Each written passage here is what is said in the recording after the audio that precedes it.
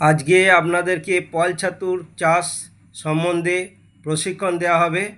প্রথমে এক আঁটি খড়কে প্রথমে গোড়া বাদ দেওয়া হলো এবং হাফ করে কেটে নেওয়া হলো, আর হাফ অংশটাকে এইভাবে সুন্দর করে বেঁধে দেখুন বেঁধে নেওয়া হচ্ছে। বেঁধে নেওয়ার পর যে শীষ অংশ আছে এই শীষ অংশটা আপনারা কিন্তু কেটে বাদ দেবেন।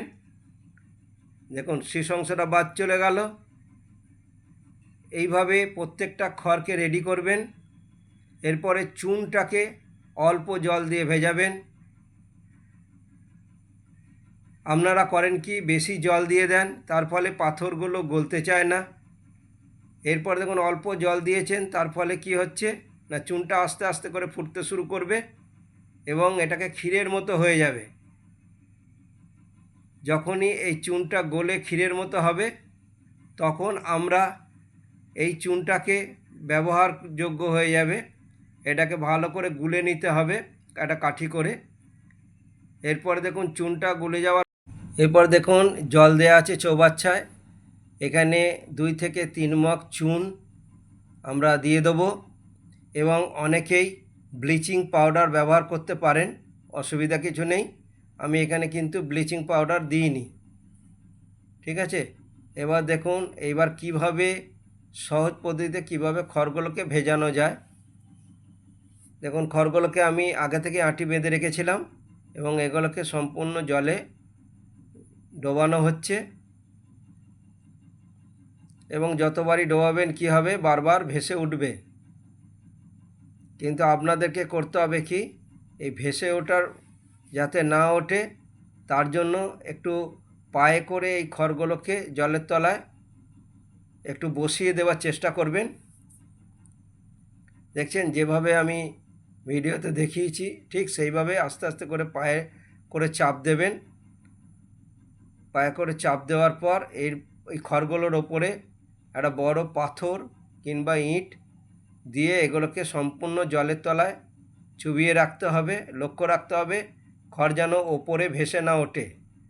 ওপরে যদি খড় ভেসে ওঠে তাহলে সম্পূর্ণ খড়টা কিন্তু শোধন হবে না। দেখুন সম্পূর্ণ ডুবে গেছে, কোনো খড় দেখতে পাওয়া যাচ্ছে না। এরপর আমি 1 মগ চুন নিয়ে তার সঙ্গে ফরমালিন নিয়ে এর মধ্যে মিশিয়ে দিলাম। কারণ ফরমালিন এবং চুনে কি করবে না খড়ের মধ্যে যে সমস্ত জীবাণুগুলো আছে বা অন্যান্য যে সমস্ত ছত্রাকগুলো আছে এগুলোকে সম্পূর্ণ মেরে ফেলবে।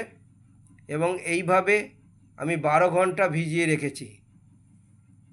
তারপরে সকালবেলা উঠে খড়গুলোকে আবার পরিষ্কার জলে ধুয়ে সেগুলোকে জল ঝরাতে দিয়েছি। এই যে আপনাদেরকে যেটা দেখালাম এখন যেটা দেখতে পাচ্ছেন এটা হচ্ছে মাশরুমের বীজ বা স্পন। এটা পল ছাতুর বীজ। এটা বোতলে খুব সুন্দর হয়, পলিথিনের মধ্যেও হয়, কিন্তু এই বীজটা দেখুন কত সুন্দর পেঁজা তুলোর মতো হয়েছে। এবং এটাকে কাজটা কিন্তু খুব সতর্কর সঙ্গে করতে হবে। আস্তে আস্তে করে বোতলটাকে ভাঙতে হবে, দিয়ে ভেতরের যে অনুসূত্র বা মাইসিলিয়াম আছে এগুলো যাতে নষ্ট না হয়। এবং এই কাঁচের টুকরো অনেক সময় এই অনুসূত্রের মধ্যে লেগে থাকে, এটাকে আপনারা আস্তে আস্তে হাতে করে ছাড়িয়ে দেওয়ার চেষ্টা করবেন। এবং এই দেখেছেন ছোট ছোট টুকরো দেখতে পাচ্ছেন আপনারা। এবং বীজটাকে আমি অর্ধেকটা করে নিলাম, বাকি বীজটাকেও আমি টেনে বার করে নেব এবং এর মধ্যে যে কাঁচের টুকরোগুলো আছে আস্তে আস্তে করে এই টুকরোগুলোকে আমি সরিয়ে দেব। কারণ এটা যখনই আমি হাতে করে কাজ করব নাহলে হাতের ক্ষতি হতে পারে। আস্তে আস্তে করে ছাড়িয়ে নিলাম। দেখুন এখান থেকে এই বীজটা থেকে একটা খুব সুন্দর মানে গন্ধ ছড়াচ্ছে, কারণ পল ছাতুর নিজস্ব একটা গন্ধ থাকে। যারা যারা পল ছাতু খেয়েছেন বা দেখেছেন তাদের দেখবেন পল ছাতুর একটা সুন্দর গন্ধ এই বীজের মধ্যেও আমরা পাই। এবং এই বীজটাকে আমরা ছোট ছোট টুকরো করে নিচ্ছি, যাতে লক্ষ্য রাখতে হবে এটা কিন্তু কোনো জোরজবস্তি করা যাবে না। ছোট্ট টুকরোগুলো থেকে যে মাইসিলিয়াম বা অনুসূত্র আছে এগুলো যেন নষ্ট না হয়। যদি অনুসূত্র বা মাইসিলিয়ামগুলো নষ্ট হয়ে যায় তাহলে কিন্তু ফলনের হ্যাম্পার হবে। তার জন্যে আপনাদেরকে খুব সতর্কর সঙ্গে এবং খুব সময় নিয়ে এই কাজটা আপনারা কিন্তু করবেন। এরপর এই বীজটাকে দেখুন ছোট ছোট করে ভাঙার পর এরপর আমরা এইটাকে নিয়ে গিয়ে যে কালকে যে আমরা খড়গুলোকে আজকে সকালে যে ধুয়ে রেখেছিলাম সেই খড়গুলোকে আমরা নিয়ে এসে কেমন করে বেড তৈরি করছি এটা আপনাদেরকে দেখাতে চলেছি।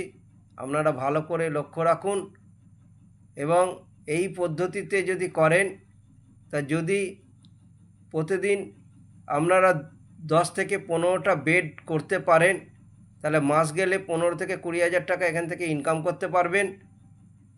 এবং আমি আগেই বলেছি যে এই চাষটা মেনলি বর্ষাকালীন, এটা জুন থেকে সেপ্টেম্বর পর্যন্ত খুব সুন্দর হয় এবং 25 থেকে 35 ডিগ্রি সেন্টিগ্রেড তাপমাত্রার প্রয়োজন হয় এবং 80 থেকে 90% এটা আর্দ্রতার প্রয়োজন হয়।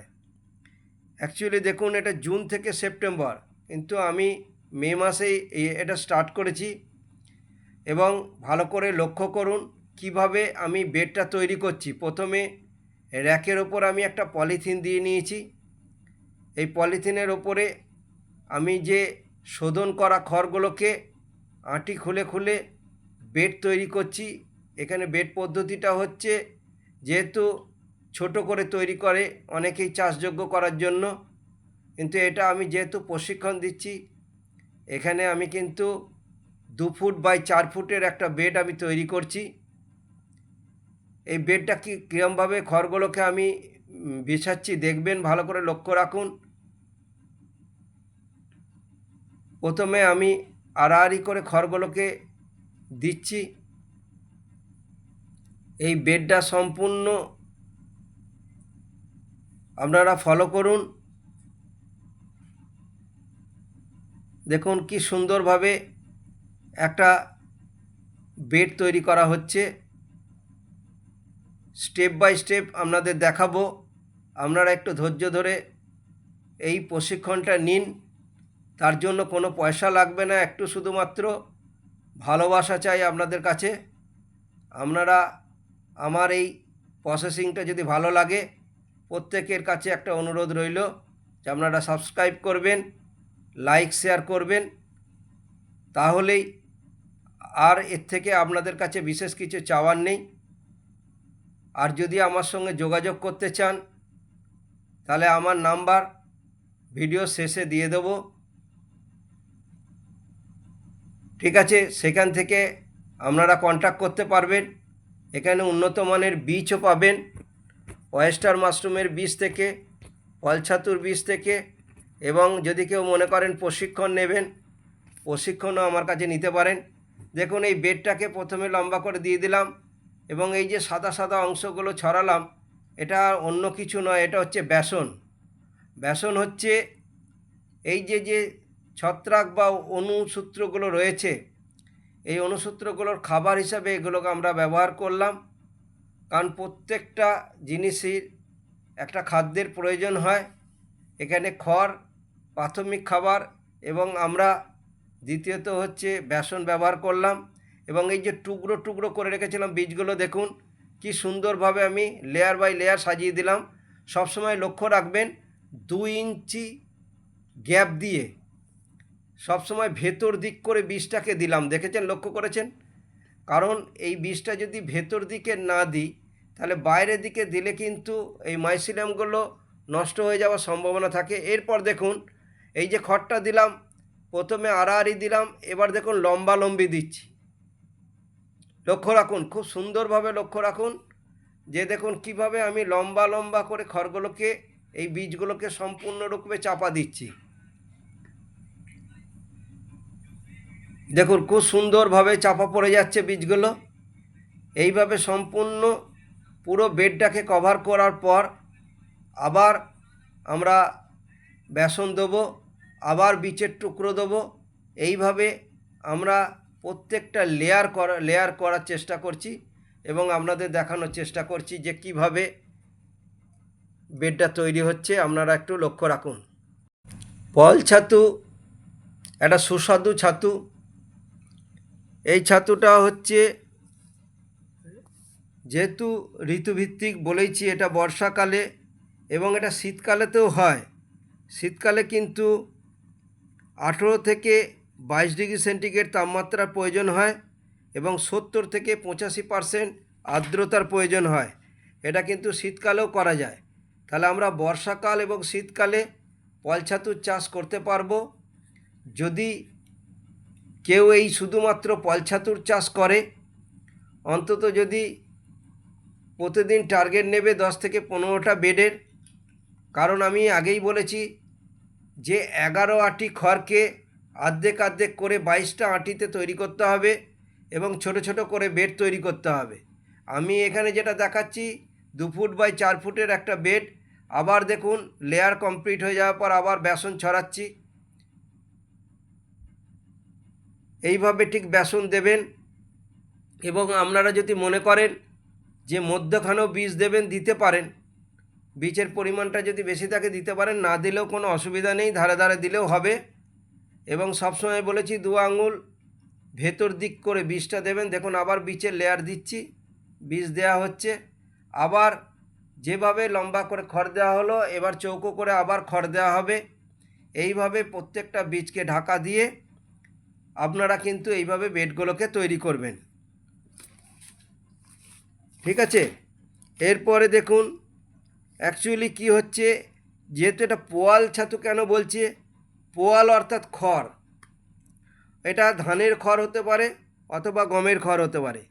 আর কি কি লাগছে এখানে, পলিথিন চাদর লাগছে একটা, আর লাগছে লাইলনের দড়ি, বাঁশ লাগছে বা কাঠের একটা মাচা আপনাদের তৈরি করতে হবে।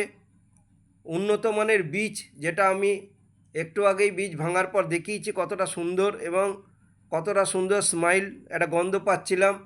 সেরকম আপনি একটা সুন্দর গন্ধ পাবেন মাশরুমের বীজে। এবং ছায়াযুক্ত জায়গা, জল দেবার জন্য একটা স্প্রেয়ার। এইগুলো কিন্তু আপনাদেরকে রেডি করতে হবে। এবং আগেই বলেছি খড়টাকে 2 টুকরো করে নেবেন এবং 12 ঘন্টা থেকে 16 ঘন্টা আপনারা খড়টাকে ভিজিয়ে নেবেন। এবং দেখুন এই লেয়ার কমপ্লিট হয়ে যাওয়ার পর ওপরে দেখুন হালকা করে খড়ের লেয়ার করে দিয়ে আমি পুরো পলিথিন চাদর দিয়ে এটাকে পুরো যেমন মরা বাঁধা হয় ঠিক সেই রকম করে টাইট করে এটাকে বেঁধে দিতে হবে, যেন কোনো হাওয়া বাতাস এই বেডটাকে স্পর্শ না করতে পারে। পুরোটাই পলিথিন চাদর দিয়ে ঘিরে দিতে হবে। এই পলিথিন চাদর দিয়ে দেখুন সুন্দরভাবে মোড়ানোর পর এটাকে দড়ি দিয়ে একদম টাইট করে বাঁধবেন, যেন কোনো দিকে নড়চড় না হয়। এরপরে আপনি যদি প্রতিদিন একটু করে লক্ষ্য করবেন যে এই পলিথিনের ভেতরে দেখবেন ঘাম, প্রচুর পরিমাণে ঘাম সৃষ্টি হবে, তখন জানতে পারবেন যে বেডটা সম্পূর্ণ ভালো আছে, পুরো ঘাম তৈরি হবে। এবং এইভাবে পুরোটাই দেখুন কভার করে দেবেন, সুন্দরভাবে মুড়ে এটাকে রেখে দেবেন। রেখে দেওয়ার পর ঠিক যেদিন তৈরি করলেন তার 7 দিন পর এই চাদরটাকে, পলিথিন চাদরটাকে একটু হালকা করে খুলে একটু হাওয়া খাইয়ে নেবেন এবং হালকা করে একটু স্প্রে করে দেবেন জলের, দিয়ে আবার পলিথিন চাদরটাকে আবার মুড়িয়ে দেবেন। 10 দিন পর পুরো চাদরটাকে খুলে দিয়ে দিনে 2 থেকে 3 বার স্প্রে করবেন